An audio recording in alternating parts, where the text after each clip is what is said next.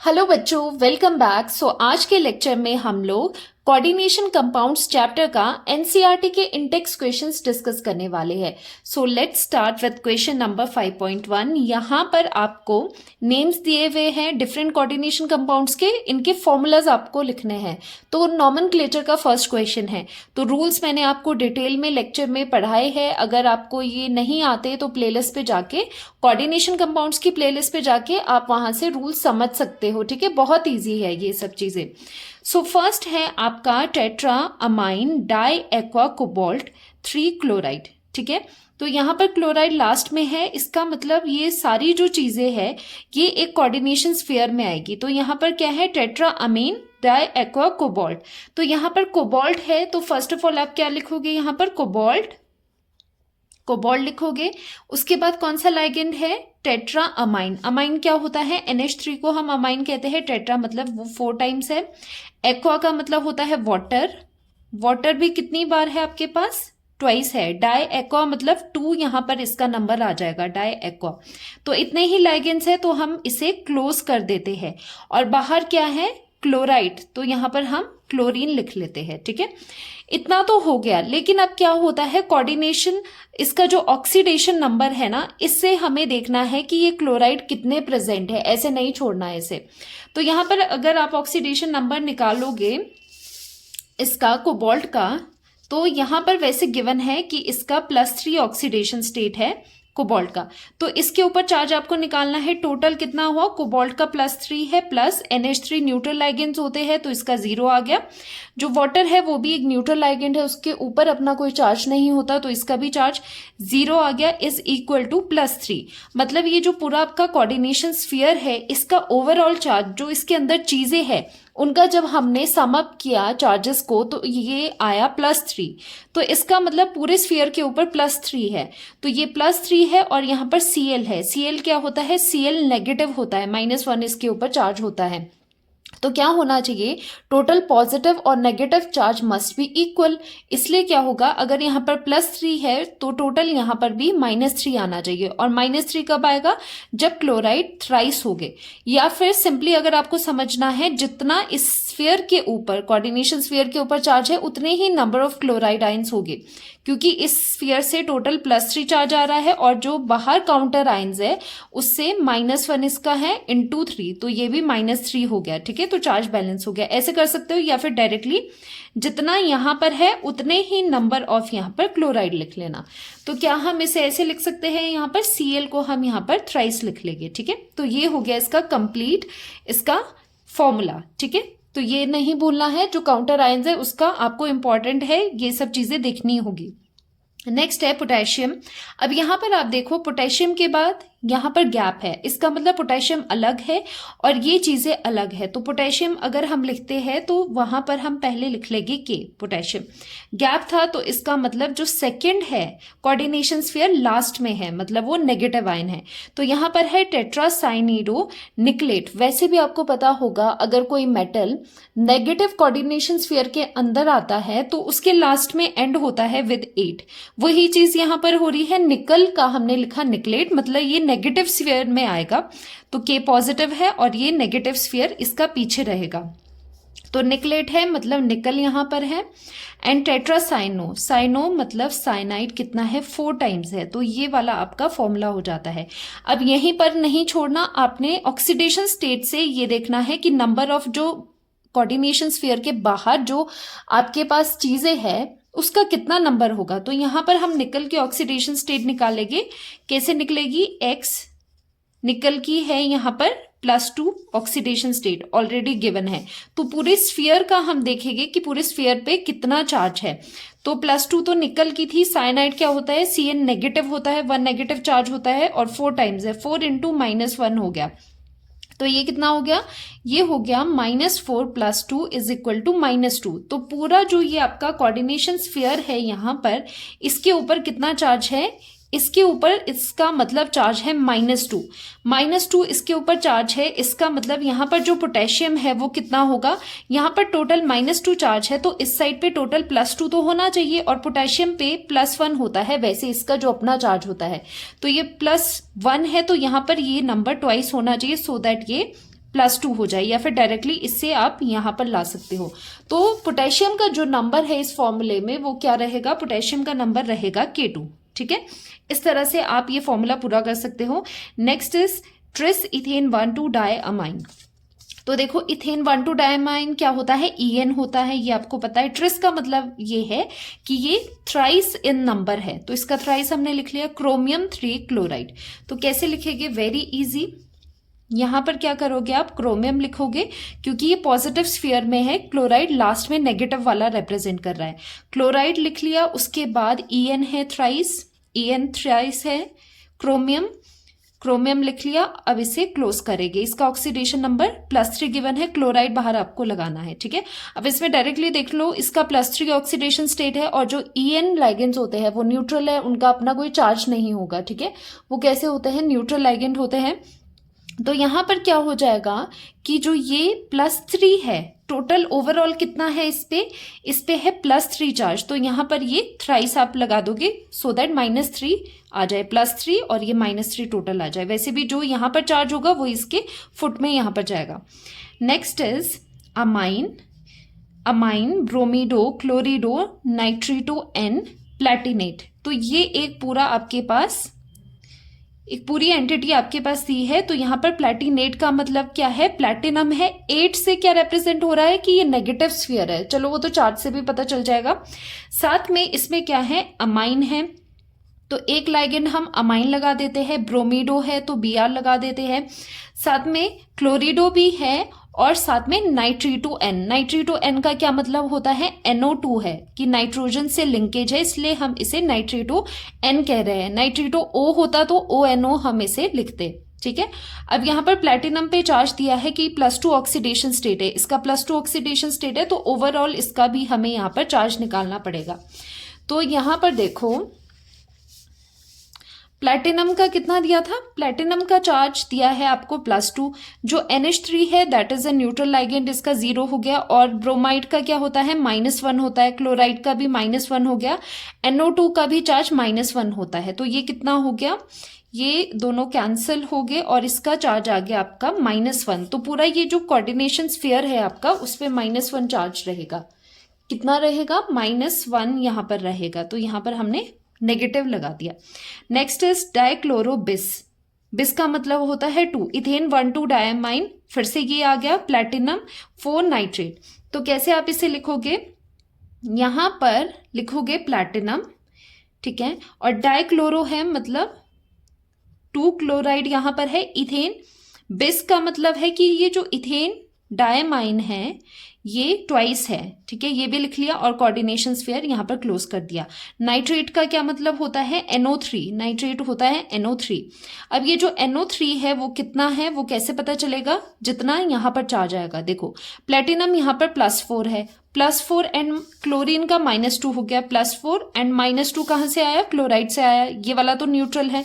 तो ये टोटल जो स्फीयर पे चार्ज है, जो ये कोऑर्डिनेशन स्फीयर है, इसके ऊपर +2 चार्ज है। यहां पर अगर +2 है तो यहां पर कितना लगाओगे, यहां पर भी आपको 2 लिखना होगा, क्योंकि NO3 क्या होता है, -1 होता है, तो इनका चार्ज बैलेंस हो जाता है, जितना पॉजिटिव उतना ही नेगेटिव चार्ज आपके पास आ जाएगा। ठीक है, अब नेक्स्ट करते हैं आयरन। ये बहुत इंपॉर्टेंट क्वेश्चन है। देखो आयरन हेक्सासाइनिडोफेरेट, तो यहां पर आयरन 2 बार आपके पास है। पहले आयरन है तो चलो हम आयरन लिख लेते हैं, तो ये हमने लिखा है यहां पर आयरन, लेकिन कोऑर्डिनेशन स्फीयर कहां से स्टार्ट हो रहा है, पीछे से। तो कोऑर्डिनेशन स्फीयर में आप क्या करोगे, फेरेट है।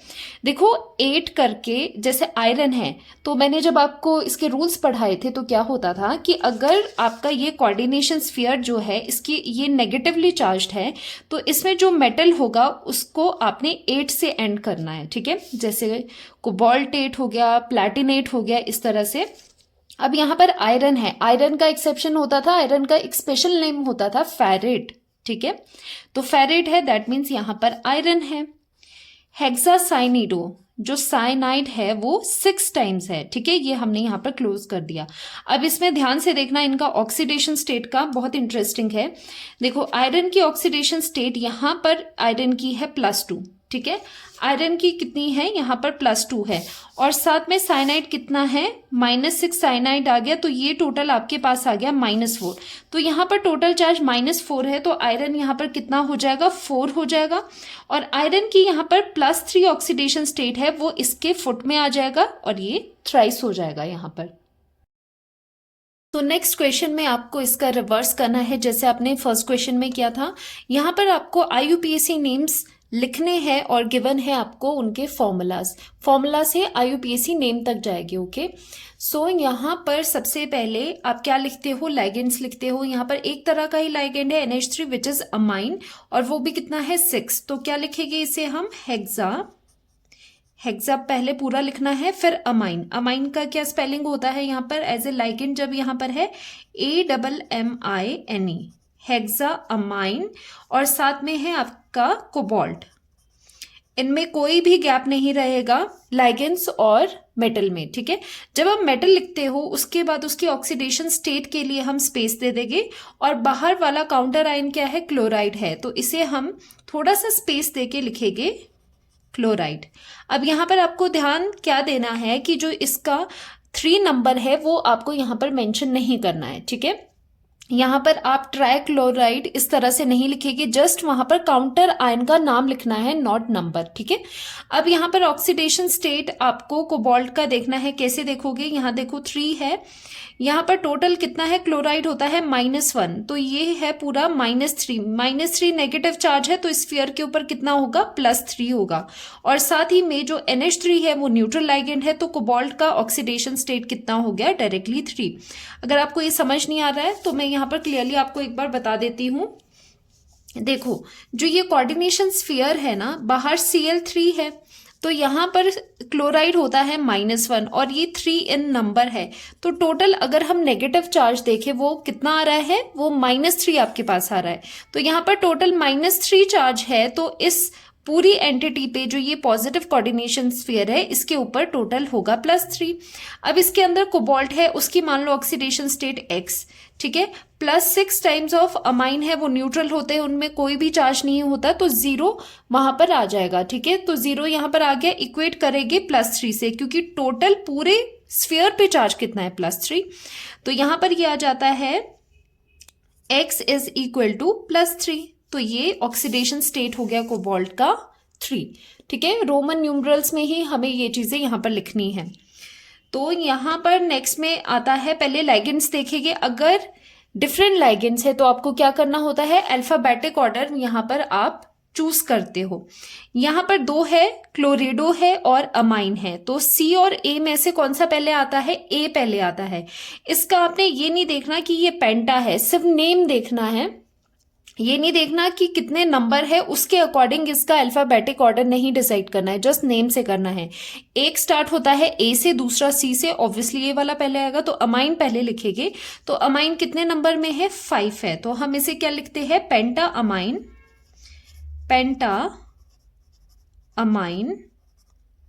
ये क्लियर हो गया। नेक्स्ट क्या है, क्लोरिडो 1 इन नंबर है, एक ही क्लोरिडो है यहां पर आपके पास।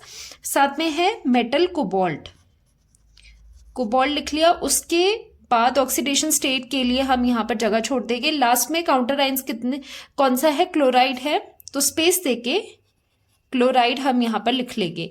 अब यहां पर ऑक्सीडेशन स्टेट आपको बताना है, ऑक्सीडेशन स्टेट आपको यहां पर लिखना है, तो कैसे करोगे, यहां पर -2 है तो पूरे पे होगा +2, और कोबाल्ट का क्या आ जाएगा, यहां पर कोबाल्ट को X मान लेते हैं, NH3 0 हो जाएगा इसका, और साथ में Cl है, Cl का -1 होता है, पूरे पे कितना हो जाएगा, +2 हो जाएगा, क्योंकि Cl -2 है, टोटल नेगेटिव चार्ज कितना है, -2, तो पूरा स्फीयर पे हो जाएगा +2।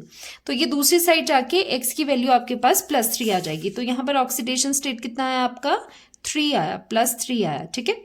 नेक्स्ट देखो, यहाँ पर है पोटेशियम, ठीक है। जैसे कि हम काउंटर आयंस का करते हैं, काउंटर आयन जो भी स्फीयर के बाहर है ना, उनके नंबर्स आपको नहीं लिखने। जैसे ये 3 है तो 3 हमने नहीं लिखा, यहाँ पर 2 नहीं लिखा, वैसे ही K3 है तो 3 हम मेंशन नहीं करेंगे, जस्ट इसका हम क्या लिखेंगे, पोटेशियम लिख लिया। उसके बाद कोऑर्डिनेशन स्फीयर स्टार्ट हो रहा है ना, तो हमें गैप देना होगा। गैप देने के बाद हम लाइगेंड्स को लिखते हैं पहले। तो यहाँ पर 6 टाइम्स साइनाइड है तो हम इसे लिखेंगे हेक्सा साइनो। तो इसे साइनाइड को क्या लिखते हैं, साइनो, हेक्सा साइनो। और सिंस ये क्या है, ये पॉजिटिव है तो ये नेगेटिव स्फीयर है। नेगेटिव स्फीयर में जब भी मेटल होता है तो उसके लास्ट में हम 8 लगाते हैं। और स्पेशल केसेस जैसे आयरन का, तो आयरनेट नहीं लिखना है, उसकी जगह क्या होता है, फेरेट। तो यहां पर आ जाएगा फेरेट। ठीक है, आयरन को हम कैसे लिखेंगे, एज फेरेट। और जो भी यहाँ पर जैसे मेटल्स होते हैं तो उनकी ऑक्सीडेशन स्टेट भी आपको लिखनी होती है। तो यहाँ पर हम ब्रैकेट में लिखेंगे इसका ऑक्सीडेशन स्टेट। अब देखो कैसे करना है। पोटेशियम होता है +1, के पॉजिटिव होता है, तो यहाँ पर 3 है, मतलब टोटल पॉजिटिव चार्ज कितना है यहाँ पर, टोटल पॉजिटिव चार्ज यहाँ पर है +3। ठीक है, पोटेशियम के पास कितना टोटल पॉजिटिव चार्ज है, +3। इसका मतलब जो कोऑर्डिनेशन स्फीयर होगा उसके ऊपर हो जाएगा टोटल -3। -3 यहाँ पर आपने लिखा है तो x ले लेते हैं ऑक्सीडेशन स्टेट आयरन का, प्लस 6 टाइम्स ऑफ -1, साइनाइड होता है -1, is equal to total charge कितना था, -3 चार्ज था। x की वैल्यू कितनी आ गई आपके पास, +3। तो अगेन ये भी क्या हो गया, ऑक्सीडेशन स्टेट यहाँ पर +3। तो यहां पर हम 3 करके इस तरह से लिख लेंगे। ठीक है, बात आ रही है आपको समझ। अब देखो नेक्स्ट भी वैसे ही करना है, सिमिलर है। K3 यहां पर लिखा है, पर आप उसे डायरेक्टली क्या लिखोगे, पोटेशियम लिखोगे। ठीक है, पोटेशियम लिख लिया, गैप दे रहा है। अब यहाँ पर C2O4 क्या होता है, ये ऑक्सिलेट लाइगेंड होता है, इसे हम ऑक्सिलेटो करके लिखते हैं। और साथ में ये 3 है तो हम यहाँ पर गैप दे के लिखेंगे ट्राई ऑक्सिलेटो। और सिंस ये नेगेटिव स्फीयर में है, कोऑर्डिनेशन स्फीयर क्या है, नेगेटिव चार्ज वाला है, पीछे है, तो यहां पर आयरन की जगह हम अगेन क्या लिखते हैं, फेरेट। और साथ ही में इसका ऑक्सीडेशन स्टेट फाइंड आउट करो, डायरेक्ट भी कर सकते हैं। ये +3 टोटल चार्ज है, तो यहां पर क्या हो जाएगा, -3 हो जाएगा। टोटल चार्ज जो स्फीयर के ऊपर होगा वो -3 है, क्योंकि यहां पर टोटल +3 है। ये 3 हो गया पोटेशियम पे, और पोटेशियम का +1 होता है। और x प्लस 3 टाइम्स ऑफ जो ये C2O4 है ना, ऑक्सिलेट आयन है, आपको पता होगा OX2 नेगेटिव होता है, एक के पास यहाँ पर 2 नेगेटिव चार्ज होता है।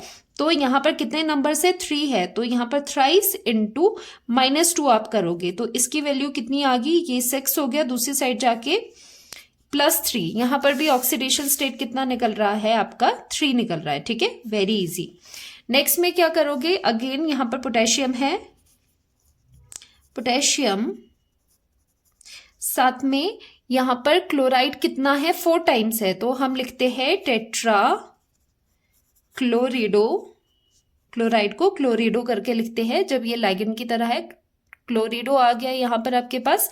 अब देखो पैलेडियम है, तो यहां पर ये नेगेटिव स्फीयर में है, इसीलिए इसे हम एंड करेंगे विथ 8। तो ये आ जाएगा यहां पर पैलेडेट। क्या आ जाएगा यहां पर, पैलेडेट। ठीक है, साथ में इसका ऑक्सीडेशन स्टेट निकालेंगे। यहां पर +2 है तो पूरा आ जाएगा -2 और ये -4 दूसरी साइड जाके +4 हो जाएगा। तो पैलेडियम का जो ऑक्सीडेशन स्टेट है वो 2 आ जाएगा। ठीक है, करके देख लेना। नेक्स्ट आता है प्लैटिनम, ये पॉजिटिव स्फीयर है। यहाँ पर कई तरह के आपके पास लाइगेंड है, क्लोरिडो भी है, अमाइन भी है आपके पास। ठीक है, अमाइन भी है, और साथ में ये देखो NH2CH3 है, ये क्या है, सब्स्टिट्यूटेड है। तो अमाइन था, अमाइन में एक जगह आपने मिथाइल लगा दिया तो ये मिथाइल अमाइन हो गया। तो अल्फाबेटिक ऑर्डर में ही हमें इसे लिखना है। तो देखो एक तो हो गया A से अमाइन, ठीक है, दूसरा C हो गया क्लोरिडो, और दूसरा क्या हो गया, मिथाइल अमाइन। ठीक है, तो वैसे ही अल्फाबेटिक ऑर्डर में हम इसे लिखेंगे। अमाइन कितना है यहाँ पर, 2 टाइम्स है, तो हम लिखेंगे इसे डाई अमाइन। फिर C वाला आएगा क्लोरिडो, और साथ में ये आ जाएगा मिथाइल, क्योंकि ये सब्स्टिट्यूटेड है ना, मिथाइल अमाइन, और साथ में सिंगल एम आएगा, मिथाइल अमाइन। और लास्ट में इसका मेटल कौन सा है, पॉजिटिव में है तो प्लैटिनम का हम प्लैटिनम ही लिखते हैं। प्लैटिनम, इसका ऑक्सीडेशन स्टेट के लिए हम जगह छोड़ देंगे और जो काउंटर आयन है क्लोराइड वो वैसे लिख लेंगे, ठीक है।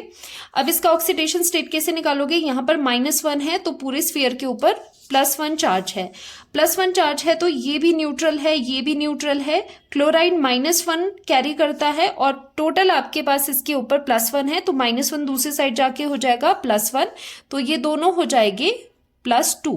तो प्लैटिनम का जो ऑक्सीडेशन स्टेट यहां पर है वो कितना आ जाएगा, वो आ जाएगा 2।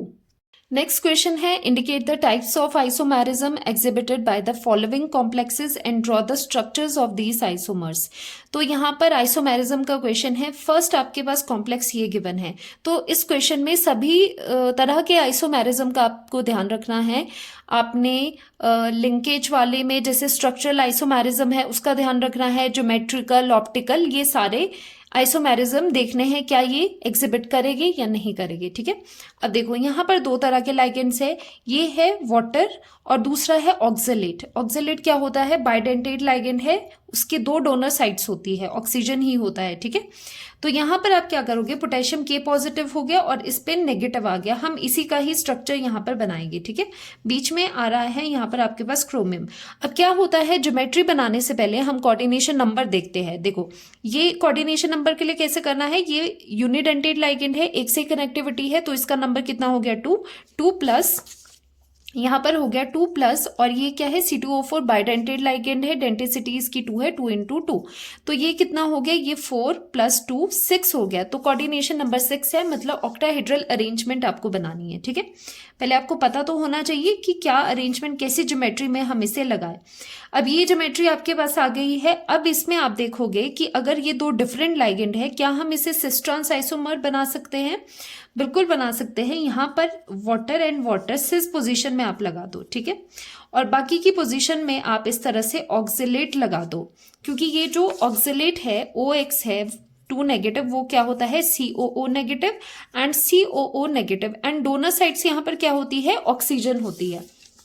तो ऐसे हम लगा सकते हैं, इसका मतलब होता है यहाँ पर कनेक्टिविटी ऑक्सीजन से है, वैसे ही OX दूसरा यहाँ पर आ जाएगा क्योंकि ये बाइडेंटेड लाइगेंड है। अब आप यहाँ पर देख रहे हो ये कैसा ज्योमेट्री है, ये है एक ऑक्टाहेड्रल ज्योमेट्री। तो ये एक हमने बनाया, ये कौन सी फॉर्म है, ये है सिस आइसोमर, ठीक है। ये कौन सी फॉर्म है, ये सिस आइसोमर है। इसी का ही हम अब बनाते हैं ट्रांस। ट्रांस कैसे बनाना है, वेरी इजी। कैसे बनाना है ट्रांस, यहाँ पर पहले ऑक्टाहेड्रल अरेंजमेंट आपको लिखनी है, ठीक है। अब ये 2 वाटर जो थे ये सिस पोजीशन पे थे, अब इसे आपको ट्रांस में लाना है, ठीक है। तो आप यहाँ पर ट्रांस में ले आओगे, OX यहाँ पर आ गया और दूसरा OX यहाँ पर आ गया। अब ये क्या हो गया, ये ट्रांस अरेंजमेंट आपकी हो गई, ठीक है। कैसी अरेंजमेंट है, ये ट्रांस में अरेंजमेंट है। So this isomer is trans isomer. तो सिस ट्रांस आइसोमर्स को हम क्या कहते हैं, हम कहते हैं ज्योमेट्रिकल आइसोमर्स। तो ये जो कॉम्प्लेक्स है ये पहली बात ज्योमेट्रिकल आइसोमेरिज्म शो करेगा, और साथ ही में दूसरा भी देखते हैं यहाँ पर जो और स्ट्रक्चरल आइसोमेरिज्म है वो शो नहीं करेंगे। साथ ही में क्या और भी कुछ हो सकता है, तो जब भी आप ज्योमेट्रिकल करें तो वहां पर ऑप्टिकल एक्टिविटी के लिए भी हम चेक करते हैं। तो आपको जैसे पता है कि जो ट्रांस आइसोमर्स होते हैं वो ऑप्टिकली एक्टिव नहीं होते। पहली बात उनमें क्या होती है, प्लेन ऑफ सिमेट्री होती है। प्लेन वहां से प्लेन ऑफ सिमेट्री वाला जो वहां पर प्लेन है, सिमेट्रिकल प्लेन, वो वहां से पास करता है, तो ये नहीं होगा। और सिस का अगर हम देखें, हम ये सिस का उठा रहे हैं, ठीक है। फिर से मैं यहाँ पर सिस बनाती हूँ, फिर से यहाँ पर सिस हम बना रहे हैं। यहाँ पर वाटर हो गया, यहाँ पर वाटर हो गया, यहाँ पर OX और यहाँ पर OX, ठीक है। ये हमने बना लिया। अब हमने क्या करना है, ऑप्टिकल एक्टिविटी देखने के लिए हमने मिरर इसके सामने लगाना है। आपने बिल्कुल इसके सामने इसकी मिरर इमेज बनानी है। मिरर इमेज कैसे बनती है, मिरर इमेज में आप क्या करते हो, जैसे ये वाटर सामने है तो ये सामने वाटर लगा दो, ये ऊपर है तो ये ऊपर लगा दो, ठीक है। यहां से OX लगा दिया और यहां से OX लगा दिया, तो ये कैसी है, ये दोनों आपस में मिरर इमेजेस है। अब ऑप्टिकल एक्टिविटी के लिए हम क्या चेक करते हैं कि non super imposable mirror images होनी चाहिए, मतलब अगर आप इस वाले को उठा के यहाँ पर रखो तो वो बिल्कुल सुपर इम्पोज करना चाहिए दूसरे को, मतलब दूसरे को वो पूरी तरह से ढक दे, तो क्या होता है सुपर इम्पोजेबल। लेकिन यहाँ पर क्या है, जब आप इसे उठाओगे यहाँ से इसके ऊपर रखोगे तो ये नॉन सुपर इम्पोजेबल इमेजेस है दोनों, ठीक है, और वही हमें चाहिए। अगर मैं थोड़ा सा आपको रिमाइंड करवाऊं, जब भी हम ऑप्टिकल एक्टिविटी देखते हैं, मैंने आपको एक चीज करवाई है, आपको चेक करना है non super imposable mirror images कि दोनों जो मिरर इमेजेस है वो कैसी हो, नॉन सुपर इम्पोजेबल हो, कि एक को उठा के दूसरे पे रखो तो वो पूरा कवर ना हो। तो यहां पर हम लिखेंगे कि ये क्या है, non super imposable mirror images है। तो यहां पर क्या है, जो सिस वाली आपकी फॉर्म है वो क्या है, ऑप्टिकली एक्टिव है, ठीक है। तो ये इसका डी वाला आइसोमर हो गया, ये इसका एल आप मान सकते हो, ठीक है। तो हम कहेंगे कि इस पूरे क्वेश्चन में दो तरह के आइसोमेरिज्म देखने को मिले। फर्स्ट इसका आंसर रहेगा ज्योमेट्रिकल आइसोमेरिज्म क्योंकि सिस ट्रांस है, दूसरा रहेगा ऑप्टिकल आइसोमेरिज्म, ठीक है। तो दोनों तरह के आइसोमेरिज्म यहां पर आपको देखने को मिले, और जो सिस ट्रांस में से जो सिस वाला है वो ऑप्टिकल एक्टिविटी शो कर रहा है। नेक्स्ट क्वेश्चन में दे दिया है आपको इथिलीन डाई अमाइन, ये भी एक कैसा है, बाइडेंटेट लाइगेंड है। EN कैसा होता है, EN होता है NH2CH2CH2 एंड NH2। तो यहाँ पर जो डोनर साइट्स है वो कौन कौन सी है, डोनर साइट यहाँ पर ये दोनों नाइट्रोजन्स होती है। तो इसे हम कैसे लिखते हैं, हम इसे EN करके और इस तरह से यहाँ से दोनों को कनेक्ट कर लेते हैं। तो डोनर साइट यहाँ पर कैसी है, नाइट्रोजन नाइट्रोजन है, बाइडेंटेट लाइगेंड इसे हम कहते हैं। अब कैसे इसे आपको बनाना है, यहां पर आप कोबाल्ट लिखोगे, पहले चेक कर लेते हैं कोऑर्डिनेशन नंबर।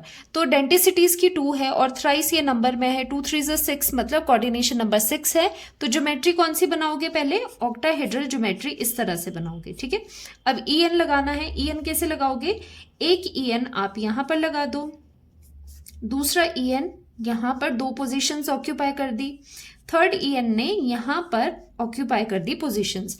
तो ये आपका बन गया है कॉम्प्लेक्स। देखो हम कॉम्प्लेक्स में काउंटर आयंस नहीं बना रहे, सिर्फ कॉम्प्लेक्स को ही हम स्टडी कर रहे हैं, ठीक है, इसीलिए ये चीज बनाई, क्लोराइड हमने नहीं लगाया। अब यहाँ पर जहां पर भी आपको पॉलीडेंटेट लाइगेंड्स दिख जाए तो हमेशा वहां पर ऑप्टिकल एक्टिविटी आपको जरूर चेक करनी है, क्योंकि वो ऑप्टिकली एक्टिव हो सकते हैं। सिस ट्रांस यहाँ पर नहीं होगा क्योंकि हर जगह पे क्या है, हर जगह नाइट्रोजन है, सिमेट्रिकल है, आप पोजिशन चेंज नहीं कर सकते, ठीक है। तो आप क्या करोगे, यहाँ पर मिरर लगा दोगे, यहां पर आपने मिरर लगाया, इसकी मिरर इमेज अब आपको बनानी है। तो चलिए बनाते हैं। EN यहां पर आ गया, सेकेंड वाला EN यहां पर आ गया, और जो थर्ड वाला EN है वो यहां पर आ गया, ठीक है। अब इस इमेज को जब हम यहां पर इसके ऊपर फिक्स करने की कोशिश करेंगे तो हम देखेंगे ये पूरी तरह से अच्छी तरह से सुपर इम्पोज नहीं हो रही है। जैसे ये वाला पोर्शन EN है, ये उठाओगे तो ये EN का पोर्शन यहां आएगा, ठीक है। तो ये दोनों इमेजेस कैसी है, non super imposable mirror images है। तो अगर NSMI होता है उसका मतलब क्या है, ऑप्टिकली एक्टिव है। और ये दोनों क्या है आपस में, ये दोनों ऑप्टिकल आइसोमर्स है। इसे अगर हम D आइसोमर कहते हैं तो इसे हम L आइसोमर कहेंगे, ठीक है। तो यहां पर कैसा आइसोमेरिज्म देखने को मिला, ऑप्टिकल आइसोमेरिज्म, ठीक है। और साथ में हमने इसके स्ट्रक्चर्स भी बना दिए हैं, तो ऑप्टिकल आइसोमेरिज्म यहां पर देखने को मिल रहा है। नेक्स्ट देखते हैं इस क्वेश्चन में क्या आपको देखने को मिल रहा है। तो देखो ऑप्टिकल एक्टिविटी तो यहाँ पर होगी नहीं, हम चेक नहीं करेंगे क्योंकि यहाँ पर क्या है, पॉलीडेंटेट लाइगेंड्स इस तरह का नहीं है, फिर भी देख लेना, ठीक है। फिर भी कैसे देखोगे, मेटल के साथ अगर हमने क्या कहा था, MA5B इस तरह का जो कॉम्प्लेक्स होता है, मतलब एक ही डिफरेंट है, बाकी पांचों पोजीशन पे सेम तरह के लाइगेंड्स है, तो ये ना तो ज्योमेट्रिकल आइसोमेरिज्म शो करता है और ना ही ये ऑप्टिकल आइसोमेरिज्म शो करता है। ये आपको मैंने करवा रखा है, तो ये तो क्लियर है कि ये ज्योमेट्रिकल और ऑप्टिकल आइसोमेरिज्म नहीं शो करेगा। तो स्ट्रक्चरल में हम जरा जाते हैं, वैसे भी हमें यहाँ पर पता चल रहा है। देखो फर्स्ट केस मैंने यहाँ पर लिया है, फर्स्ट केस क्या लिया है यहाँ पर कि ये दोनों आयंस है, NO2 नेगेटिव एक आयन है, NO3 नेगेटिव एक आयन है, ये दोनों आपस में एक्सचेंज कर सकते हैं। जब ये आपस में एक्सचेंज करेंगे तो दूसरा इसका आइसोमर बनेगा कोबाल्ट NH3 वैसे ही हमने रखा, और साथ में ये NO3, एक NO3 अंदर आ गया, ठीक है, एक NO3 अंदर आ गया और एक NO3 बाहर रह गया, और साथ में जो ये NO2 है वो भी बाहर चले गया। तो यहां पर क्या हुआ है, एक्सचेंज ऑफ लाइगेंड्स हुआ है। बाकी अगर आप दोनों चीजों में देखो तो यहां पर जो भी इनके फॉर्मूलाज भी सेम है, जस्ट यहां पर क्या है, एक्सचेंज हुआ है, ठीक है। NO2 पहले अंदर था, यहां देखो NO2 पहले अंदर था इनसाइड द कोऑर्डिनेशन स्फीयर, अब इसने एक्सचेंज कर दिया आउटसाइड द कोऑर्डिनेशन स्फीयर, ये पहुंच गया है।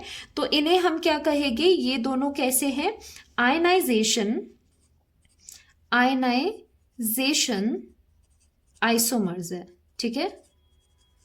एक तो ये वाली चीज यहां पर आ गई। दूसरी चीज क्या होगी, दूसरा अगर यहां पर आप NO2 को देखो, यहां पर लिंकेज कैसी है, नाइट्रोजन से है, और जो ये NO2 लाइगेंड है वो कैसा होता है, एक एम्बिडेंटेड लाइगेंड है। और मैंने आपको करवाया है कि कहीं पर भी अगर एम्बिडेंटेड लाइगेंड आ जाता है तो वो लिंकेज आइसोमेरिज्म शो करते हैं, ठीक है। एम्बिडेंटेड लाइगेंड वो लाइगेंड होते हैं जिनके पास दो तरह के, दो नहीं एट ए टाइम तो वो वन से ही डोनेशन करेंगे, लेकिन वहां पर चॉइस होगी, choice of donor atom, nitrogen से भी कर सकता है, ऑक्सीजन से भी कर सकता है। और अगर ये ऑक्सीजन से करेगा तो यहां पर इसे हम कैसे लिख सकते हैं, यहां पर हम इसे ONO लिख सकते हैं, ठीक है। ONO लिख लिया और बाहर का सेम रखा। तो ये दोनों आपस में कैसे आपको दिखाई दे रहे हैं, जस्ट यहां पर नाइट्रोजन से लिंकेज हो रही है, लिंकेज हो रहा है, डोनेशन हो रहा है, और यहां से ऑक्सीजन से होता है, क्योंकि जो नाइट्रो है आपका NO2 लाइगेंड है उसके दो होते हैं, N नाइट्रो होता है, दो तरह से एक्ट करता है, या फिर O नाइट्रो, तो नाइट्रोजन से लिंकेज या फिर ऑक्सीजन से लिंकेज। तो यहां से कैसी लिंकेज हो रही है, ऑक्सीजन से हो रही है, और यहां पर नाइट्रोजन से हो रही है। तो हम कहेंगे ये कैसे है, लिंकेज आइसोमर्स है, लिंकेज आइसोमर्स है। तो दो तरह की आइसोमेरिज्म इस कॉम्प्लेक्स में देखी गई। कौन सी, पहली थी आयनाइजेशन आइसोमेरिज्म, क्योंकि एक्सचेंज ऑफ आयंस हो रहा है, स्फीयर के अंदर और बाहर एक्सचेंज हो रहे हैं आयंस। और दूसरा है लिंकेज आइसोमेरिज्म, क्योंकि यहां पर क्या है, एक एम्बिडेंटेड लाइगेंड है। लास्ट में हम देखते हैं प्लेटिनम के साथ यहां पर 3 तरह के लाइगेंड्स है। तो आप यहां पर देखोगे कोऑर्डिनेशन नंबर 4 है, 2, 3 एंड 4। तो कैसे बनाना है, इस तरह से प्लेटिनम का और स्क्वायर प्लेनर ही कॉम्प्लेक्सेस बनते हैं। यहां पर 2 क्लोरीन है, तो हम क्या कर लेते हैं, दोनों को पहले सिस पोजीशन पे लगा देते हैं, ठीक है। बाकी हमने क्या किया, NH3 कर दिया एंड यहां पर वाटर कर दिया, ये हो गया सिस फॉर्म। दूसरा ट्रांसफॉर्म में आप क्या करोगे, प्लेटिनम यहां पर लगा दोगे। अब जो सिस पे थे क्लोरीन, अब उन्हें इस तरह से ट्रांसफर कर देंगे, NH3 एंड वाटर। ये ही इसकी पॉसिबिलिटी है, बाकी कोई भी यहां पर पॉसिबिलिटी नहीं है। तो इसे हम क्या लिख सकते हैं, this is the cis and this is the trans isomer. और सिस ट्रांस आइसोमेरिज्म का मतलब क्या होता है कि उनमें ज्योमेट्रिकल आइसोमेरिज्म है, ठीक है। नेक्स्ट क्वेश्चन है, give evidence that this and this complex are ionisation isomers, ठीक है। आयनाइजेशन आइसोमर्स आपको पता है कौन से आइसोमर्स होते हैं, जहां पर मॉलिक्यूलर फॉर्मूला सेम होता है, जस्ट वहां पर आयंस का एक्सचेंज आपको देखने को मिलता है। इन दोनों में डिफरेंस क्या है, क्लोराइड इसमें अंदर है, इसमें बाहर है। ऐसे लग रहा है जैसे क्लोराइड एंड सल्फेट आयन का एक्सचेंज हुआ है आपस में। ये बता रहे हैं कि ये आयनाइजेशन आइसोमर है, लेकिन इसके लिए एविडेंस आप कैसे दोगे। देखो हमेशा ध्यान रखना, जब भी आप किसी कॉम्प्लेक्स को कोऑर्डिनेशन कॉम्प्लेक्स को जब आप पानी में डालते हो, वाटर में डालते हो, तो वो कैसे आयनाइज होता है। जैसे यहां पर आपके पास एक कॉम्प्लेक्स है, ये वाला कॉम्प्लेक्स है, बाहर सल्फेट है, ठीक है, और दूसरा है कॉम्प्लेक्स जिसमें बाहर क्लोराइड है। जब इसे आप वाटर में डालते हो ना, हमेशा बात ध्यान रखनी, जब भी वाटर में ये कॉम्प्लेक्सेस जाते हैं तो ये जो कोऑर्डिनेशन स्फीयर है ये प्रोटेक्टेड है, ये एंटिटी वैसे ही रहेगी, पॉजिटिव यहां पर आ जाएगा, और जो ये सल्फेट है वो यहां पर आ जाएगी। SO4 2 नेगेटिव है तो ये 2 पॉजिटिव आएगी। ऐसे ये आयंस आपको मिलेंगे। जो ये कोऑर्डिनेशन स्फीयर के अंदर की चीजें हैं वो ऐसे ही इंटैक्ट रहेगी, वो नहीं बाहर आएगी, ठीक है। तो जो ये काउंटर आयंस है वो पानी में इस तरह से आयनाइज कर जाते हैं। वैसे ही ये पानी में जाएगा तो ये पॉजिटिव आ जाएगा और बाहर जो है स्फीयर के बाहर है वो Cl नेगेटिव आ जाएगी। तो आपने देखा दोनों ही केसेस में दो तरह के आयंस मिल रहे हैं, सल्फेट आयन और क्लोराइड आयन। अब इनमें हम डिफरेंट डिफरेंट रीजेंट के साथ इनका रिएक्शन करवा के इनका ऑब्जर्वेशन लेंगे और वहां से ये कंफर्मेटरी टेस्ट आएंगे इन आयंस के लिए, ठीक है। सो यही यहाँ पर लिखा है, when they dissolve in water they will give different ions, जैसे ये देगा सल्फेट आयन, ये देगा chloride ion in the solution which can be tested by adding AgNO3 and BaCl2। अब यहाँ पर कैसे यहाँ पर आप कंफर्म करेंगे, फर्स्टली हम स्टार्ट करते हैं इससे। फर्स्ट आपके पास यहाँ पर है cobalt, NH3 chloride and sulphate. आपको पता है जब ये वाटर में जाएगा तो यहां से सल्फेट आयंस जाएंगे, ठीक है। क्या होगा, सल्फेट आयंस यहां से आपको रिएक्शन में पार्टिसिपेट करेंगे। ये एक्वस मीडियम में रिएक्शन हो रही है तो यहां पर हम एक्वस लिख लेते हैं इसे, ठीक है। तो पहले आप क्या करोगे, पहले रिएक्शन करवाओगे BaCl2 के साथ, फिर रिएक्शन आप AgNO3 के साथ करवाओगे। दोनों ही रीजेंट के साथ आप ये रिएक्शन करवाओगे। अब सल्फेट है, सल्फेट बेरियम के साथ रिएक्ट करके बेरियम सल्फेट के PPT यहां पर आपको दे देगा, ठीक है। और जब आपने ये सेम रिएक्शन करवाई AgNO3 के साथ सिल्वर नाइट्रेट के साथ, so there will be no reaction, कोई भी आपको रिजल्ट देखने को नहीं मिलेगा, ये रिएक्शन इसके साथ नहीं होगी। तो यहां से कंफर्म हो जाता है कि सल्फेट इज प्रेजेंट। यहां से क्या कंफर्म होता है, सल्फेट इज प्रेजेंट, ठीक है। तो इस कॉम्प्लेक्स में जो हमारे पास था, हमें नहीं पता था उसमें बाहर सल्फेट है या क्लोराइड है, तो ये टेस्ट करके हमें पता चला, बेरियम सल्फेट के PPTs मिले, उससे पता चला सल्फेट आयनाइजेशन स्फीयर के बाहर है, ठीक है। तो इससे ये ऑब्जर्वेशन आई। और दूसरा जब आपने कॉम्प्लेक्स लिया कोबाल्ट NH3 और अंदर है सल्फेट और बाहर है क्लोराइड, सेम आपको दोनों रिएजेंट के साथ ये इसकी रिएक्शन करवानी है। पहले बेरियम क्लोराइड के साथ करवाओ, फिर करवाओ AgNO3 के साथ। अब इसमें क्या था, हमें पता है सिल्वर नाइट्रेट टेस्ट किसके लिए होते हैं, हेलोजेंस के लिए होता है। तो ये क्लोरीन सिल्वर के साथ रिएक्ट कर जाएगा, सिल्वर के साथ रिएक्ट करके AgCl के वाइट PPT आपको देखने को मिलेगी। और जब सेम कंपाउंड का, सेम कॉम्प्लेक्स का रिएक्शन बेरियम क्लोराइड के साथ होगा तो यहां पर कोई भी रिएक्शन नहीं होगी, ठीक है, नो रिएक्शन। तो यहां से आपको पता चल रहा है जो ये बेरियम सल्फेट के PPT मिल रहे हैं या फिर AgCl के PPT मिल रहे हैं, उससे ये यहां कंफर्म हो रहा है कि क्लोराइड बाहर है, क्लोराइड एज आयन प्रेजेंट है, मतलब वो कोऑर्डिनेशन स्फीयर के बाहर है। तो यहां से पता चल रहा है कि ये दोनों क्या है, आयनाइजेशन आइसोमर्स है, क्योंकि इनके डिफरेंट डिफरेंट रिएजेंट के साथ जो डिफरेंट प्रोडक्ट्स है उनको देख के ये पता चलता है कि इनका जो काउंटर आयंस है, काउंटर आयंस आर डिफरेंट। और आयनाइजेशन आइसोमर्स भी तो वही होते हैं कि उनके जो काउंटर आयंस है वो डिफरेंट होते हैं, वो आपस में एक्सचेंज होते हैं, ठीक है। नेक्स्ट करते हैं question number 5.5। Explain on the basis of VBT valence bond theory that this complex with square planar structure is diamagnetic. आपको इसका ज्योमेट्री दी है कि ये स्क्वायर प्लेनर है और साथ ये दिया है कि ये स्क्वायर प्लेनर है, ठीक है। अब ये पूछ रहे हैं कि ये डायमैग्नेटिक है, इसे आप कैसे एक्सप्लेन करेंगे। और साथ ही में जो दूसरा कॉम्प्लेक्स है निकल क्लोराइड वाला, कि वो टेट्राहेड्रल ज्योमेट्री के साथ वो पैरामैग्नेटिक है। पहली बात मैं ये क्लियर कर लेती हूँ, डायमैग्नेटिक एंड पैरामैग्नेटिक कैसे आप देखते हो। देखो, अगर अनपेयर्ड इलेक्ट्रॉन्स है, अनपेयर्ड इलेक्ट्रॉन मतलब इस तरह से सिंगल स्पिन वाले, पेयर्ड अप नहीं है। अगर अनपेयर्ड इलेक्ट्रॉन है कहीं पर भी, चाहे एक हो, दो हो, तीन हो, तो उसे हम कहते हैं पैरामैग्नेटिक, ठीक है। तो मैग्नेटिक नेचर में दो चीजें आपसे पूछी जाती है कि क्या कॉम्प्लेक्स पैरामैग्नेटिक है या फिर डायमैग्नेटिक है। तो जब भी अनपेयर्ड इलेक्ट्रॉन अगर एक स्पिन इस तरह का भी है तो उसे पैरामैग्नेटिक कहेंगे। अगर अनपेयर्ड इलेक्ट्रॉन नहीं है, मतलब सब जगह इस तरह की पेयरिंग है, ये आपको दिखाई नहीं दे रहा है, नो अनपेयर्ड इलेक्ट्रॉन, कोई भी अनपेयर्ड इलेक्ट्रॉन नहीं है, तो उसे हम डायमैग्नेटिक कहते हैं कॉम्प्लेक्स को। जस्ट आपको यही चीजें अब यहां पर देखनी है। अब यहां पर स्टार्ट करते हैं, दोनों में निकेल है, ठीक है। तो फर्स्ट कॉम्प्लेक्स में अगर आप ऑक्सीडेशन स्टेट देखोगे, साइनाइड -4 है, -4 दूसरी साइड -2 है, तो निकल का ऑक्सीडेशन स्टेट इसमें आ जाता है +2। निकल क्या होता है, निकल का एटॉमिक नंबर अगर आप देखोगे 28 है, और साथ में इससे लर्न करने का तरीका कैसे, जैसे 28 इसका है ना एटॉमिक नंबर, तो 3d8 4s2 आ जाता है। ठीक है, 2-3 एक्सेप्शन है, बाकी यही ट्रेंड चलता है।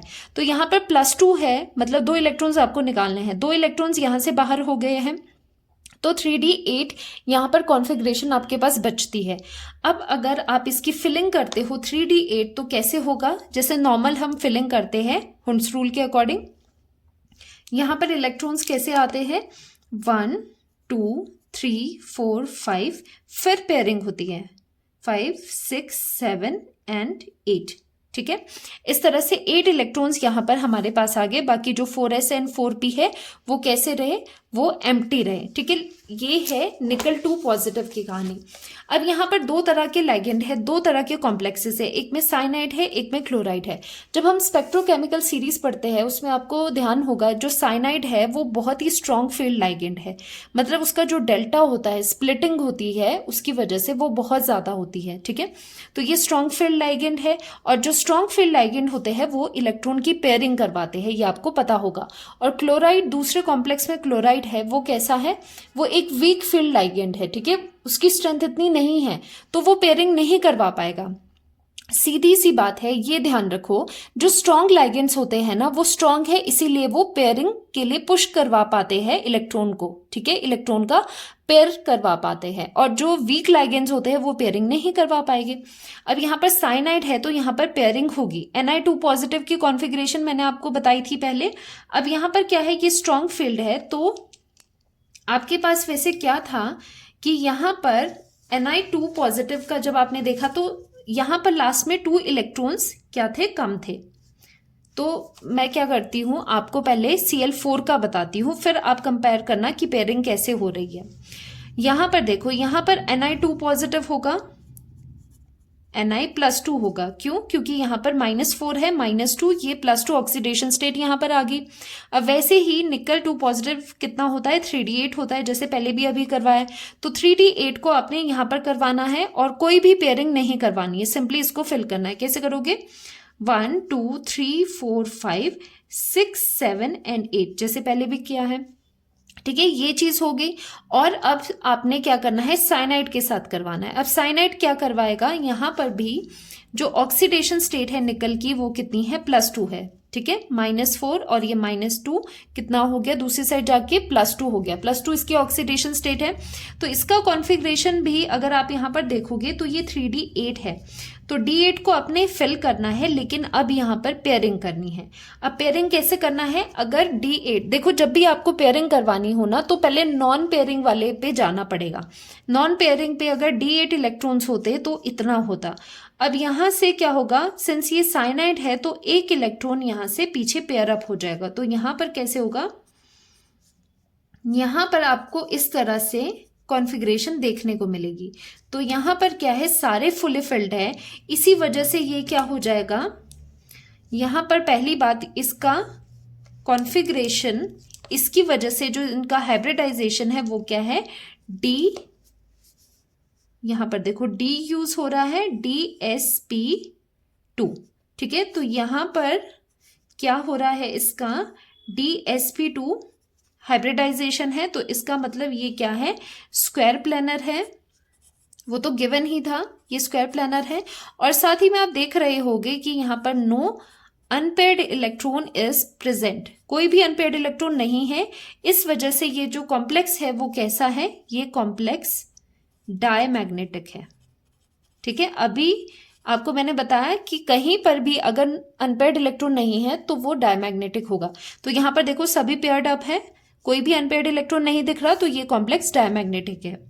और दूसरे में आप देख पा रहे हो कि यहाँ पर हाइब्रिडाइजेशन अगर हम देखें तो ये sp3 है, sp3 है, तो sp3 का मतलब ये कैसी है, ये टेट्राहेड्रल ज्योमेट्री है। साथ में यहाँ पर अनपेयर्ड इलेक्ट्रॉन प्रेजेंट है, अनपेयर्ड इलेक्ट्रॉन प्रेजेंट है, तो इस वजह से ये पैरामैग्नेटिक कहलाती है। ठीक है, ये देखो अनपेयर्ड इलेक्ट्रॉन है ना, ये वाला, तो ये हो गया पैरामैग्नेटिक इन नेचर, जस्ट आपको क्या करना है, यहाँ अनपेयर्ड इलेक्ट्रॉन के लिए देखना, अनपेयर्ड इलेक्ट्रॉन है तो क्या हो जाएगा, पैरामैग्नेटिक, नहीं है तो डायमैग्नेटिक। मेन इसमें क्या कंसेप्ट था कि जो स्ट्रॉन्ग फील्ड लाइगेंड्स है वो पेयरिंग करवाएंगे, वीक फील्ड लाइगेंड पेयरिंग नहीं करवा पाएंगे। ठीक है, नेक्स्ट क्वेश्चन देखते हैं, इसमें ज्यादा आपको क्लियर हो जाएगा। This complex is paramagnetic while this is diamagnetic, ये आपको बता दिया है पहले से। दो बोथ आर टेट्राहेड्रल वाई, ये दोनों ही टेट्राहेड्रल हाइब्रिडाइजेशन देती है। ठीक है, टेट्राहेड्रल है, टेट्राहेड्रल ज्योमेट्री दोनों की है, मतलब sp3 हाइब्रिडाइजेशन है, उसके बावजूद भी एक पैरामैग्नेटिक है दूसरा डायमैग्नेटिक है। ऐसा क्यों? तो ऐसा इसलिए है कि स्ट्रॉन्ग एंड वीक तो आपको पता है कि यहाँ पर CO है, और CO जो कार्बोनिल है वो साइनाइड की तरह ही एक स्ट्रॉन्ग फील्ड लाइगेंड होता है। तो ये स्ट्रॉन्ग फील्ड लाइगेंड है तो इसका पता है कि ये पेयरिंग तो करवाएगा, और क्लोराइड रहा वीक लाइगेंड तो ये पेयरिंग नहीं करवा पाएगा। अब पहले कॉम्प्लेक्स को हम यहाँ पर लेते हैं, निकल है 3D8 4s2, यहाँ पर निकल की ऑक्सीडेशन स्टेट आप निकालोगे वो +2 आ रही है। ठीक है, ये चीजें तो निकालनी आती है ना, यहाँ पर -4 है, इक्वेट करोगे -2, इसे x मान लोगे तो +2 आ जाएगा। ठीक है, तो यहाँ पर आपके पास क्या आ रहा है, 3D8 आपको यहाँ पर करना है, और साथ में क्लोराइड है, इसका मतलब कोई भी यहाँ पर पेयरिंग नहीं होने वाली। तो आप क्या करोगे, यहाँ पर 8 इलेक्ट्रॉन्स आपको जस्ट फिल करने हैं, जैसे आप फिल करते हो 1 2 3 4 5 6 7 एंड 8, बाकी एम्प्टी रहे। ठीक है, अब यहाँ पर क्या है, पैरामैग्नेटिक है, हमें क्या पता चला है, यहाँ पर हमें पता चला कि ये पैरामैग्नेटिक है, ये पैरामैग्नेटिक है क्योंकि यहाँ पर आपको अनपेयर्ड इलेक्ट्रॉन्स नजर आ रहे हैं। साथ ही में इसका जो यहाँ पर sp3 हाइब्रिडाइजेशन इसकी है, ये वाला S और ये 3p यूज हो गए, तो हाइब्रिडाइजेशन इसकी sp3 है, मतलब ये टेट्राहेड्रल ज्योमेट्री है। अगेन ये क्वेश्चन में आपके पास गिवन था। ठीक है, और यहाँ पर क्या है, वीक फील्ड लाइगेंड है जिसकी वजह से पेयरिंग नहीं हो पाई। वेयर एज अगर आप दूसरे क्वेश्चन में देखो, यहाँ पर क्या है, CO है, तो ये CO क्या होते हैं, न्यूट्रल लाइगेंड्स होते हैं, इन पे कोई भी चार्ज नहीं होता, जिस वजह से इन पे कोई चार्ज नहीं है, तो जो निकल है उसकी ऑक्सीडेशन स्टेट भी क्या है, 0 है। तो यहाँ पर 0 ऑक्सीडेशन स्टेटस की है, तो यहाँ पर 3D8 4s2 पूरा कॉन्फ़िगरेशन 3D8 4s2 रहेगा। तो आप इलेक्ट्रॉन्स यहाँ पर कैसे भरोगे, 1 2 3 4 5 6 7 8, अभी हमने पेयरिंग नहीं करवाई है, जस्ट निकल की ही कॉन्फ़िगरेशन लिख रहे हैं। तो ये क्या है, D8 कॉन्फ़िगरेशन, 3D8 एंड ये 4s2, ये 4s है, ये 4p है, यहाँ पर 2 इलेक्ट्रॉन्स 4s में भी है। अब सिंस यहाँ पर क्या है, ये पेयरिंग करवाता है क्योंकि CO एक स्ट्रॉन्ग लाइगेंड है, तो पेयरिंग पे क्या हो जाएगा, जो ये इलेक्ट्रॉन्स है ना, ये पीछे चले जाएंगे, ये पेयर हो जाएगा, एक इलेक्ट्रॉन यहाँ पर चले जाएगा और दूसरा इलेक्ट्रॉन यहाँ पर पेयरिंग करवा पाएगा। आफ्टर पेयरिंग के बाद आपको ये चीजें कुछ इस तरह से दिखेगी, 1 2 3 4 5 6 7 8 9 10, इस तरह से ये फुली फिल्ड हो गया होगा। तो यहाँ से अगर आप देखोगे हाइब्रिडाइजेशन, अगेन यहाँ पर भी sp3 है, यहाँ पर कितना है, ये sp3 हाइब्रिडाइजेशन ही है। ठीक है, और साथ में यहाँ पर हमने देखा no unpaired electron is present, no unpaired electron is present, तो इसकी वजह से ये क्या है, डायमैग्नेटिक है। ठीक है, डायमैग्नेटिक इन नेचर है, और साथ में ये टेट्राहेड्रल ज्योमेट्री है। अब आप पूछोगे कि यहाँ पर ये चीजें तो दी हुई थी कि ये वाला पैरामैग्नेटिक है and this one is diamagnetic, लेकिन इसका रीजन क्या है, तो इसका रीजन आप ये दोगे कि chloride is a weak field ligand, तो ये पेयरिंग नहीं करवा पाएगा, जिसकी वजह से क्या हो जाएगा, इसमें स्पिन आपको देखने को मिलेंगे, अनपेयर्ड इलेक्ट्रॉन्स देखने को मिलेंगे, तो पैरामैग्नेटिक नेचर आता है। वेयर एज दूसरे कॉम्प्लेक्स में CO है जो कि एक स्ट्रॉन्ग फील्ड लाइगेंड है, जो कि पेयरिंग करवा पाएगा, और उस वजह से यहाँ पर डायमैग्नेटिक नेचर आपको देखने को मिलता है, no unpaired electron is present. So reason एक बार रीड आउट करेंगे, इन NiCl4 2 negative oxidation state of nickel is +2, chloride is a weak field ligand, so there will be no pairing of electrons, hence it is paramagnetic। और दूसरे में भी क्या है, oxidation state 0 है, with configuration 3D8 4s2, CO is a strong field ligand, तो 4s electrons shifts to pair up the 3D electron, 4s electron pair up हुए 3D electron को pair up करने के लिए 4s electron पीछे गए। ठीक है, so there will be no unpaired electrons, hence it is diamagnetic। तो पूरा जो आंसर है वो क्या है कि एक वीक फील्ड लाइगेंड है और दूसरा स्ट्रॉन्ग फील्ड लाइगेंड है। Now moving to next question 5.7. This is strongly paramagnetic whereas this complex is weakly paramagnetic. Explain. पहली बात तो आपको ये समझना होगा कि weakly and strongly paramagnetic का मतलब क्या होता है। देखो paramagnetic का मतलब ही होता है कि अनपेयर्ड इलेक्ट्रॉन की प्रेजेंस। अगर ये अनपेयर्ड इलेक्ट्रॉन ज्यादा है नंबर में तो हम कहेंगे ये स्ट्रांगली पैरामैग्नेटिक है, और अगर नंबर ऑफ अनपेयर्ड इलेक्ट्रॉन्स कम है तो हम कहेंगे ये वीकली पैरामैग्नेटिक है। सिंपल है, ठीक है। तो दोनों ही कॉम्प्लेक्सेस में आपको क्या करना है, आपको नंबर ऑफ अनपेयर्ड इलेक्ट्रॉन्स निकालने हैं। First complex is this, water neutral होता है तो आयरन पे +3 ऑक्सीडेशन स्टेट है। आयरन 26 इन एटॉमिक नंबर, इसका ऑक्सीडेशन स्टेट +3 है, तो 3d6 4s2 कॉन्फ़िगरेशन है, तो यहाँ से 3 इलेक्ट्रॉन निकाल दिए, d5 इसका कॉन्फ़िगरेशन आ गया है। वाटर क्या होता है, एक वीक लाइगेंड है, तो वाटर वीक लाइगेंड है, वीक लाइगेंड्स पेयरिंग नहीं करवा पाते, ये आपको पता होना चाहिए। तो सिंपली हम क्या करते हैं, इलेक्ट्रॉन्स का फिलिंग करते हैं। 5 इलेक्ट्रॉन्स फिल करेंगे, 1 2 3 4 एंड 5, ठीक है। जस्ट इतना हो गया। तो यहाँ पर आप क्या देखते हो, यहाँ पर आप देखोगे कि नंबर ऑफ अनपेयर्ड इलेक्ट्रॉन्स, यहाँ पर नंबर ऑफ अनपेयर्ड इलेक्ट्रॉन्स कितने हैं, 5 है, ठीक है। यहाँ पर 5 है, दूसरे का नीचे देखते हैं, फिर हम स्ट्रॉन्ग एंड वीक डिसाइड करते हैं। वैसे तो आपको क्वेश्चन में ही क्लियर कर दिया है।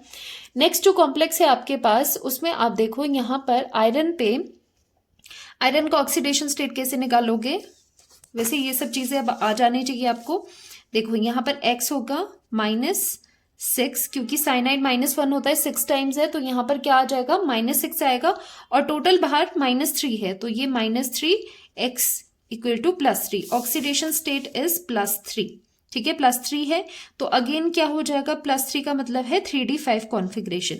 अब सिंपली अगर आप इसे यहाँ पर d5 भरोगे, कैसे आएगा, 1 2 3 4 5, ठीक है। ये तो सिंपली हमने यहाँ पर सिर्फ आयरन को लिखा है। कॉम्प्लेक्स में क्या होगा, पेयरिंग होगी, because cyanide is a strong ligand, causes pairing.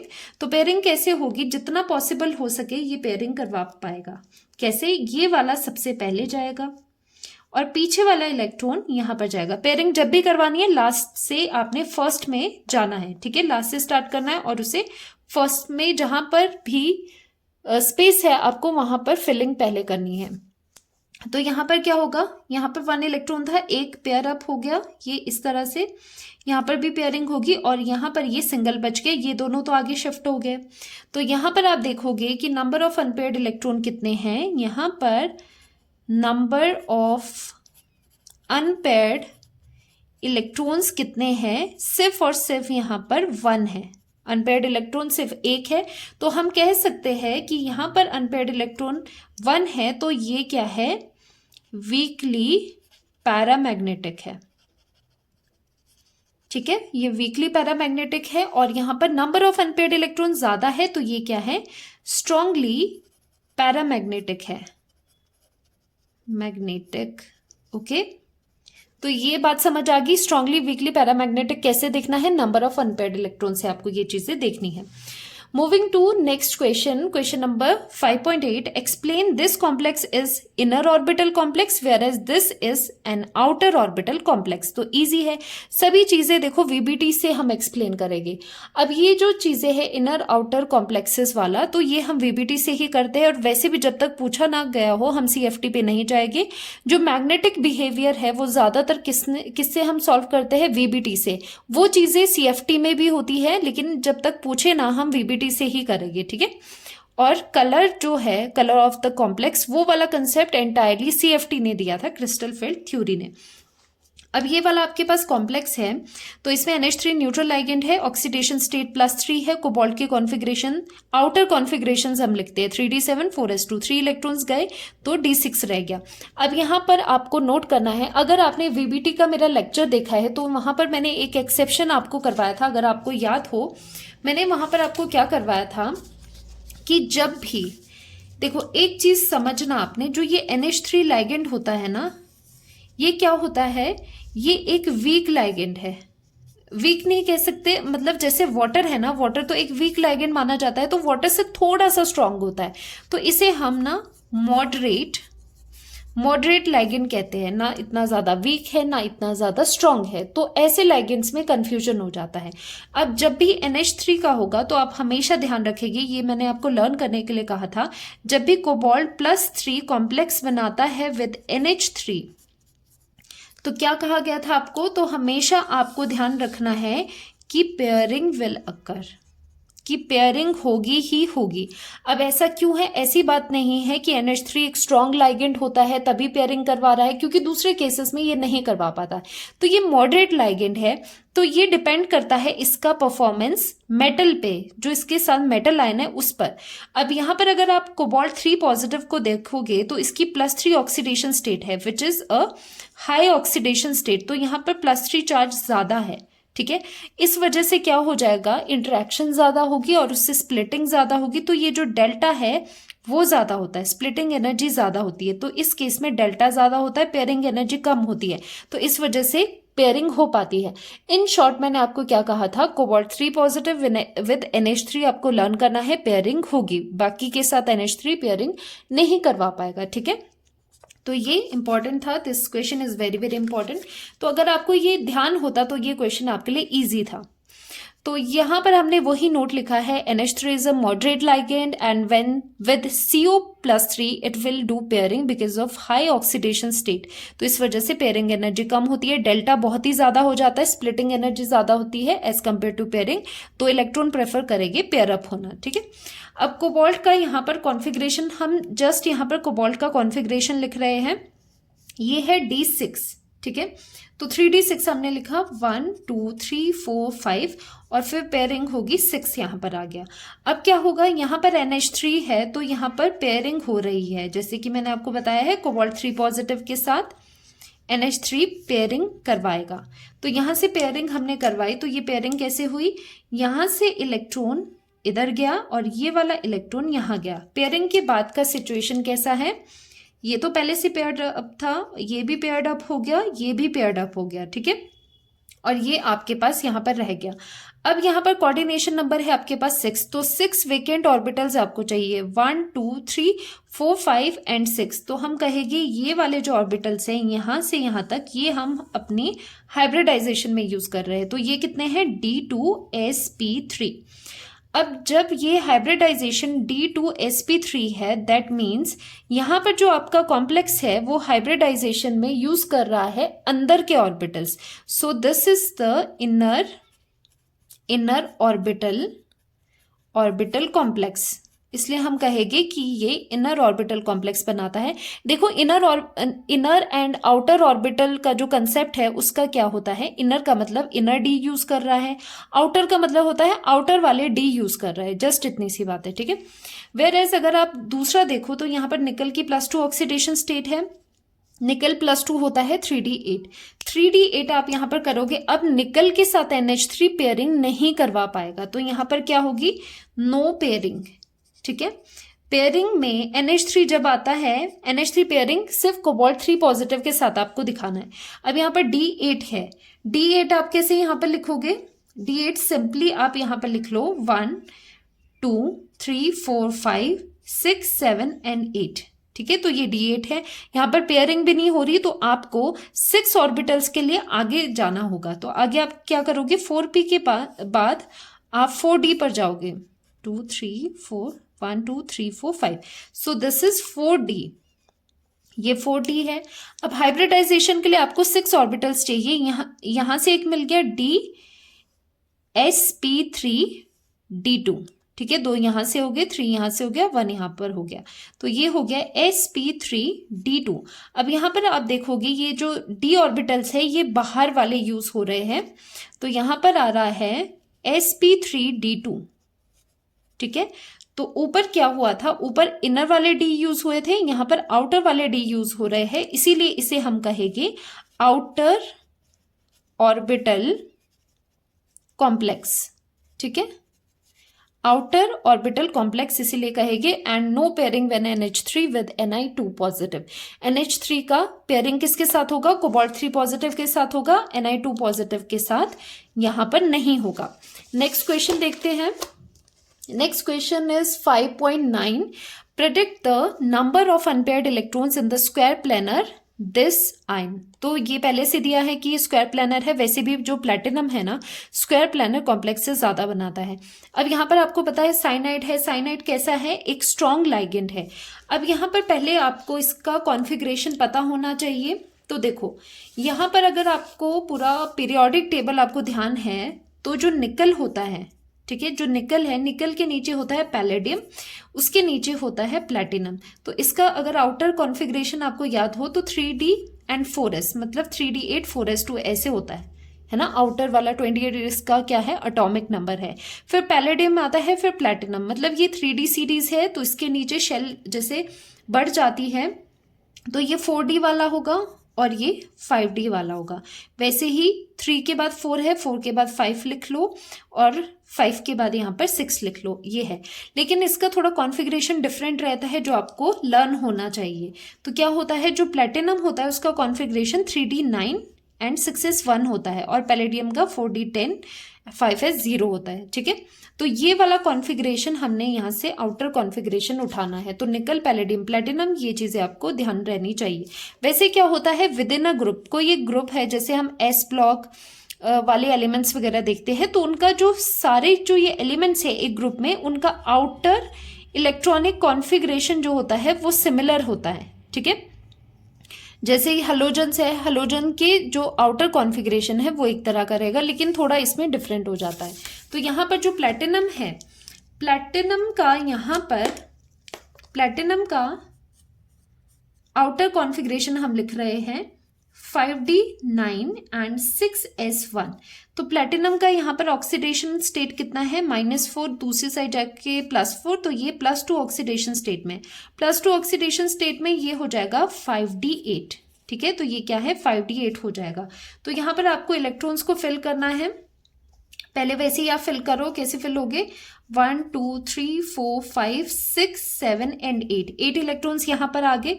अब क्या होगा, क्योंकि यहाँ पर साइनाइड जो है ये स्ट्रॉन्ग लाइगेंड है तो ये इस तरह से यहाँ पर पेयरिंग करवा पाएगा। तो यहाँ पर पेयरिंग होगी। पेयरिंग के बाद आपको कैसे देखने को मिलेगा, ये ऑलरेडी पेयर्ड अप थे यहाँ पर और एक पेयरिंग आपने इस तरह से करवा दी, ठीक है। तो इसमें वैसे भी अगर आपको देखना है कि ज्योमेट्री कैसे आई, तो यहाँ पर D है DsP2, तो ये है DsP2 और DsP2 क्या होता है, स्क्वायर प्लेनर। DsP2 यहाँ पर आ रहा है इसका हाइब्रिडाइजेशन, तो ये क्या है, एक स्क्वायर प्लेनर कॉम्प्लेक्स है जो कि क्वेश्चन में भी गिवन है। और साथ ही में यहाँ पर नंबर ऑफ अनपेयर्ड इलेक्ट्रॉन पूछ रहे हैं, तो यहाँ पर आंसर आएगा नंबर ऑफ अनपेयर्ड इलेक्ट्रॉन 0। तो यहाँ पर आंसर है 0। कोई भी यहाँ पर अनपेयर्ड इलेक्ट्रॉन आपको देखने को नहीं मिल रहा, सभी क्या है, पेयर्ड अप है। आप एक और चीज लिख सकते हो, ये कॉम्प्लेक्स कैसा है, ये डायमैग्नेटिक है, ठीक है। अब यहाँ पर लास्ट क्वेश्चन करते हैं हम। लास्ट इंटेक्स क्वेश्चन आपका रहता है, देखो कॉम्प्लेक्स दिया है, इसका फॉर्मूला खुद बनाना होगा। Hexa aquo manganese 2 ion contains 5 unpaired electrons, while दूसरा कॉम्प्लेक्स दिया है contains only 1 unpaired electron, explain using crystal field theory. अब देखो इस क्वेश्चन में आपको मेंशन किया है कि आपको CFT यूज करना है, नहीं तो ये VBT से, जैसे अभी तक हम कर रहे थे VBT से, ये चीज VBT से भी हो जाती, लेकिन आपको पूछा गया है कि CFT से आप ये बताओ, मतलब स्प्लिटिंग से आप बताओ, ठीक है। तो इसके लिए पहले हमें क्या करना है, हमें कॉम्प्लेक्स बनाना है। तो यहाँ पर देखो मैंगनीज का ये कॉम्प्लेक्स है आपके पास, तो मैंगनीज का कॉम्प्लेक्स है, तो यहाँ पर आ जाएगा मैंगनीज, साथ में हेक्सा एक्वो, मतलब वाटर है 6 टाइम्स, वाटर है 6 टाइम्स, ठीक है। ये आयन है तो इसे क्लोज कर देते हैं। अब यहाँ पर ऑक्सीडेशन स्टेट मैंगनीज की +2 गिवन है, ये +2 है। इसका चार्ज कितना है, ये तो न्यूट्रल है, 0 है, मतलब बाहर जो चार्ज होगा वो कितना होगा, +2 होगा। ओवरऑल चार्ज जो इकट्ठा इनका करके आता है वो हम बाहर लिखते हैं। ये वाला आयन हो गया। और दूसरा क्या पूछ रहे हैं, वाइल हेक्सासाइनो आयन, मतलब देखो इसका पूरा आयन नहीं लिखा है, यहाँ पर सिर्फ हेक्सासाइनो लिखा है। दैट मीन्स कि जो भी यहाँ पर मैंगनीज के साथ वाटर था, अब आपको हेक्सासाइनो लगाना है। यहाँ पर आप क्या करोगे, मैंगनीज लिखोगे, हेक्सासाइनो मतलब साइनाइड को 6 टाइम्स आप यहाँ पर लगा दोगे। अब इसकी चार्ज की बात है, अगर यहाँ पर चार्ज आपके पास +2 है क्योंकि चार्ज भी आयन का सेम ही रहेगा, सिर्फ साइनाइड आपको लगाना है। यहाँ पर अगर इसका +2 चार्ज है और यहाँ पर -6 है तो टोटल चार्ज इसका -4 हो जाता है बाहर। ठीक है, तो ये दोनों आपके पास कॉम्प्लेक्सेस है। अब इसमें आपने CFT से बताना है किसमें कितने अनपेयर्ड इलेक्ट्रॉन्स प्रेजेंट है। अब यहाँ पर ऑक्सीडेशन स्टेट आपको पता है मैंगनीज का क्या है, मैंगनीज इज +2 हियर। ठीक है, तो यहाँ पर इसका +2 ऑक्सीडेशन स्टेट है। मैंगनीज क्या होता है 3d5 4s2, तो ये हो जाएगा 3d5। ठीक है, 3d5 इसका कॉन्फ़िगरेशन होगा। दूसरी साइड पे भी जो मैंगनीज है वो क्या है +2 स्टेट में है, तो ये भी 3d5 कॉन्फ़िगरेशन का है। पर दोनों में डिफरेंस लाइगेंड्स का है। यहाँ पर लाइगेंड क्या है, वाटर है, जो कि एक वीक लाइगेंड है, इसकी वजह से कोई पेयरिंग नहीं होती और हाई स्पिन कॉम्प्लेक्सेस बनते हैं, वो अभी बताऊंगी। यहाँ पर क्या है, साइनाइड है जो कि एक स्ट्रॉन्ग लाइगेंड है और जिसकी वजह से पेयरिंग होती है। पेयरिंग होती है तो लो स्पिन कॉम्प्लेक्स हम उसे कहते हैं। अब जब हम यहाँ पर क्रिस्टल फील्ड थ्योरी करते हैं और साथ में 6 लाइगेंड्स है, तो इस वजह से जो स्प्लिटिंग होती है हम उसे क्या कहते हैं, ऑक्टाहेड्रल स्प्लिटिंग। और ऑक्टाहेड्रल स्प्लिटिंग में हमें पता है T2G सेट नीचे होता है, EG सेट ऊपर होता है। अब दोनों में आपने देखा होगा मैंने गैप यहाँ पर डिफरेंट लिए हैं। वीक लाइगेंड है तो स्प्लिटिंग कम करवा पाएंगे, तो इनके बीच का गैप कम होगा। स्प्लिटिंग का मतलब यही है जो दोनों सेट के बीच का गैप होता है। स्ट्रॉन्ग लाइगेंड है तो ये वाला जो गैप है वो भी ज्यादा होगा, क्योंकि स्ट्रॉन्ग लाइगेंड क्या होते हैं, स्प्लिटिंग ज्यादा करवाते हैं। अब यहाँ पर आपको D5 करवाना है। वीक लाइगेंड है ना, कोई भी पेयरिंग नहीं करवाएंगे, तो यहाँ पर इलेक्ट्रॉन्स कैसे फिल करना है, 5 इलेक्ट्रॉन्स 1 2 3 फिल हो गए। अब फोर्थ इलेक्ट्रॉन कहाँ जाएगा, फोर्थ इलेक्ट्रॉन अब ऊपर जाएगा, क्योंकि ये नो पेयरिंग लिखा है, पेयरिंग ये नीचे यहाँ पर जाता तो पेयरिंग हो जाती, इसीलिए यहाँ पर नेक्स्ट इलेक्ट्रॉन्स ऊपर जाएंगे। ठीक है, वहीं D5 आप यहाँ पर आपने D5 एंड D5 भरने हैं। ठीक है, अब यहाँ पर स्ट्रॉन्ग लाइगेंड है तो 1 2 3 हो गया। फोर्थ इलेक्ट्रॉन कहाँ जाएगा, ऊपर, तो वैसे भी स्ट्रॉन्ग लाइगेंड है तो पेयरिंग होगी, डायरेक्ट आपने कर लिया है। वैसे भी इस चीज को थोड़ा लॉजिकली अगर आप समझोगे तो यहाँ पर गैप ज्यादा है, तो इलेक्ट्रॉन इतनी ज्यादा एनर्जी नहीं वेस्ट करेगा, वो चाहेगा कि मैं पेयर अप ही करवा पाऊंगा, कौन इतना लंबा जंप ऊपर मारे, क्योंकि ये गैप ज्यादा है। यहाँ पर गैप कम था तो जंप करके ऊपर चले गए, तो यहाँ पर फोर्थ एंड फिफ्थ इलेक्ट्रॉन इस तरह से पेयर अप हो जाएगी। अब काउंट करो, यहाँ पर नंबर ऑफ अनपेयर्ड इलेक्ट्रॉन्स कितने हैं, 1 2 3 4 5 आ रहे हैं, और यहाँ पर सिर्फ एक नंबर ऑफ अनपेयर्ड इलेक्ट्रॉन आ रहा है। ठीक है, तो ये आपका आंसर है। और यहाँ पर हमने किससे एक्सप्लेन किया, हमने CFT से ये चीजें एक्सप्लेन करी, क्रिस्टल फील्ड थ्योरी से। तो ये था last question, last in text question, तो ये हमने आज कवर कर दिया है। अब इसके बाद हम NCERT के क्वेश्चन भी कवर करेंगे, तो थोड़ा टाइम के बाद वो वाला वीडियो भी आने वाला है। तो मिलते हैं नेक्स्ट वीडियो में, तब तक के लिए अच्छे से तैयारी कीजिए और हो सके तो वीडियो को पॉज करके हर एक क्वेश्चन खुद करने की कोशिश करो। ठीक है, बाय बाय, सी यू।